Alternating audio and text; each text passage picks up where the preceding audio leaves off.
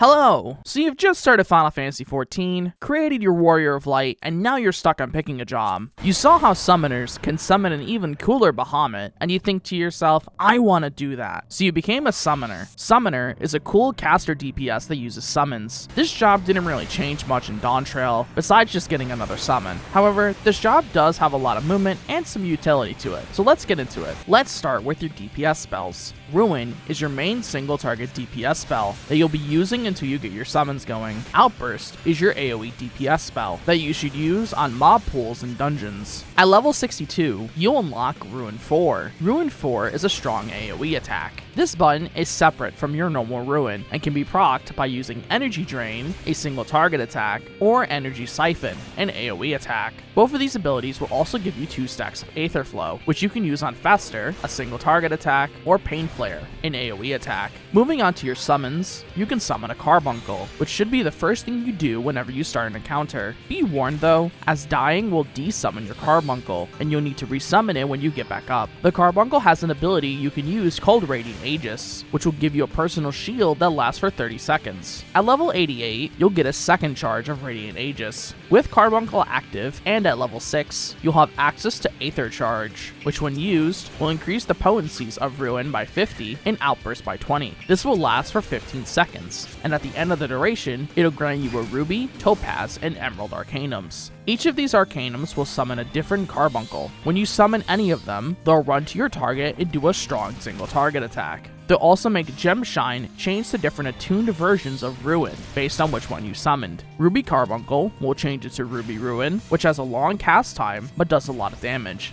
Topaz Carbuncle will change it to Topaz Ruin, which is an instant cast and does good damage. Emerald Carbuncle will change it to Emerald Ruin, which is also an instant cast, is faster, but has less damage. Your Carbuncles will also make Precious Brilliance change to different attuned versions of Outbursts that are AoE. These all share the same attributes as the Ruin versions, but I'll still show them off. Ruby Carbuncle will change it to Ruby Outburst, Topaz Carbuncle will change it to Topaz Outburst, and Emerald Carbuncle will change it to Emerald Outburst. At levels 30, 35, and 45, your Carbuncles will change into their Primal Egis. Ruby Carbuncle will change to FFXIV, Topaz Carbuncle will change to Titan Eggy, and Emerald Carbuncle will change to Garuda Eggy. Each of these Eggies will do the same single target attack as the Carbuncles did until level 50, which is when you get the trait Enkindle. Now when you summon your Eggies, they'll execute different strong AoE attacks.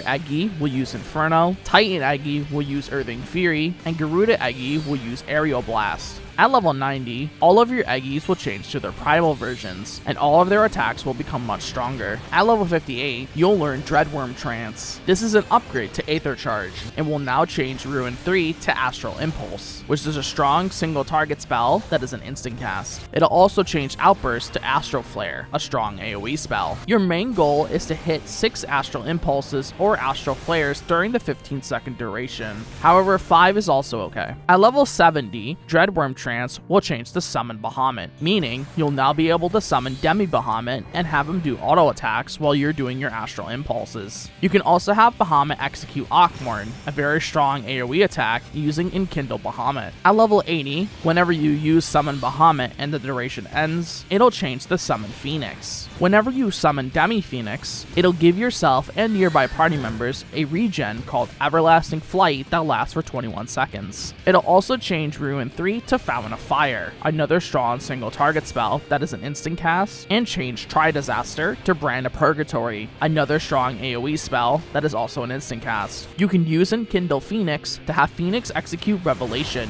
another very strong AoE attack. Bahamut and Phoenix will alternate each time you summon them, until level 100, where you get Solar Bahamut. Solar Bahamut will change Ruin 3 to Umbral Impulse, which is a very strong single target spell that is an instant cast, and it'll change Tri-Disaster to Umbral Flare, a strong AoE spell that's also an instant cast. Using Enkindle Solar Bahamut will make Solar Bahamut execute Exodus, an extremely strong AoE attack. When Solar Bahamut is active, you can use Lux Solaris, which is an AoE healing ability that does decent healing. The order for your Demi summons will go Solar Bahamut, then Normal Bahamut, Solar Bahamut again, then Phoenix, then Solar Bahamut once more. This means Solar Bahamut will always land on the 2-minute window, Spell, where you'll be doing the most amount of damage. Also, if the primals and demi-summons are a bit too big for you, you can change their size using the /PetSize command. At level 72, all your attuned ruins will change to different attuned rites that are much stronger. At level 82, all your attuned Tri-Disasters will change to different attuned catastrophes that are also much stronger. With your rotation, you're going to want to try to use all 3 Arcanums before using Aethercharge or your demi-summons. However, if either does come back up before you use all 3 Arcanums, use it anyway. You do not want to waste screwing up the timing of your abilities to use all of your Arcanums. Try to use all 3 if you can, but use Aethercharge or your demi-summons the second they come back up. For the Arcanums, I tend to go in the order of Topaz, Emerald,